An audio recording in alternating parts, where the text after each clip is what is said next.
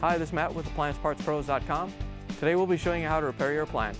Remember, anytime you work on an appliance, make sure it's unplugged or the circuit breakers are off so there's no chance of electrocution. Also make sure you turn off the dishwasher's water supply underneath the sink.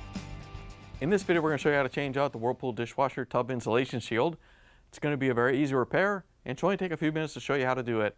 If you already have one of these, great. If not, you can click on the link below or get it at AppliancePartsPros.com.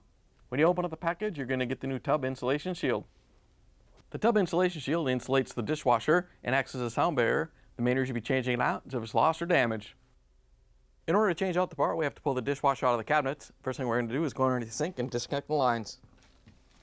Now that we're underneath the cabinets, you want to make sure that the dishwasher is still unplugged, and you may want to throw a towel down. When we take off the fill line and the drain hose, there's going to be some water that comes out. First, we're going to disconnect the fill line. It's connected right here to the hot water valve. You want to make sure the water valve is off, and then we're going to use our 5/8" wrench to loosen up the hose.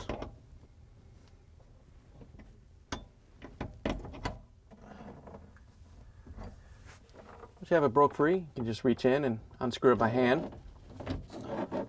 Once you have it off, you can just set it down, and then we can take off the drain hose.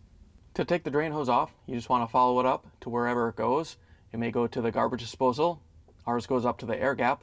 Once you locate the end of it, we're going to take a 5/16 nut driver and loosen up the clamp. Once you have the clamp loose, you can pull it free and set it down. Once you have the lines disconnected, we're going to close the cabinet doors, open up the dishwasher door, use the Phillip screwdriver to take out the screws and hold the dishwasher to the countertop.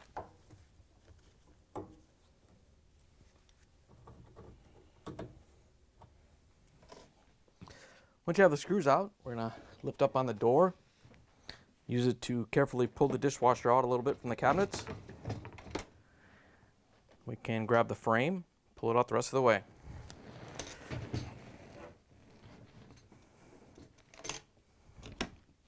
Now that we have the dishwasher pulled out, we can take the tub insulation shield off. It's hooked on the bottom on the frame. So all you have to do is reach down and unhook it. Once you have this side off, you can do the other side. Once you have it unhooked, you can fold it up and pull it off the dishwasher. Here's the old tub insulation shield next to the new one. If you already have one of these, great. If not, you can get it at AppliancePartsPros.com. To put the new tub insulation shield on, we're just going to set it on the tub, and you want to make sure that this plastic goes on the inside towards the water fittings in case they leak to help protect it. Then you can unfold it. And then there's a couple holes down on the bottom, depending upon your style, where you're going to hook it onto the tub. So you can just punch out one of those holes and hook it on the tub. The hook that we're going to hook it on is right here on the tub. So we're just going to lay this down, and you can see that this cutout is about the right spot.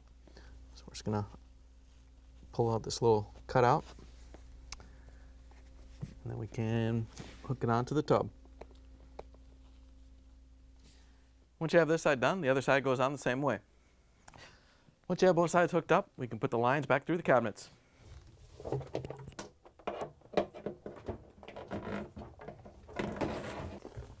We want to push the dishwasher in about halfway. Then we can go underneath the sink and pull on the lines to make sure they're not caught on anything. Then we can push the dishwasher in the rest of the way. Now we can reconnect the drain hose to the air gap. Once you have it pushed up into place, we're going to use our 5/16" nut driver to tighten down the clamp. Once you have the drain line hooked up, we can hook up the water line. All you have to do is get it started by hand. Once you have it snug, we can reach in with our 5/8" wrench to tighten it down so it doesn't leak. Once you have the lines reconnected underneath the sink, we're going to open up the dishwasher door, use the Phillip screwdriver to put in the screws to hold the dishwasher to the countertop.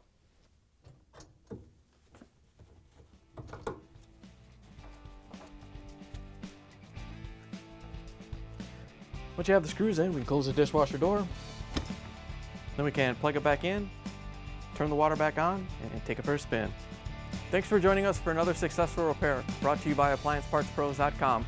Check out our other repair videos on our site, Facebook, and YouTube.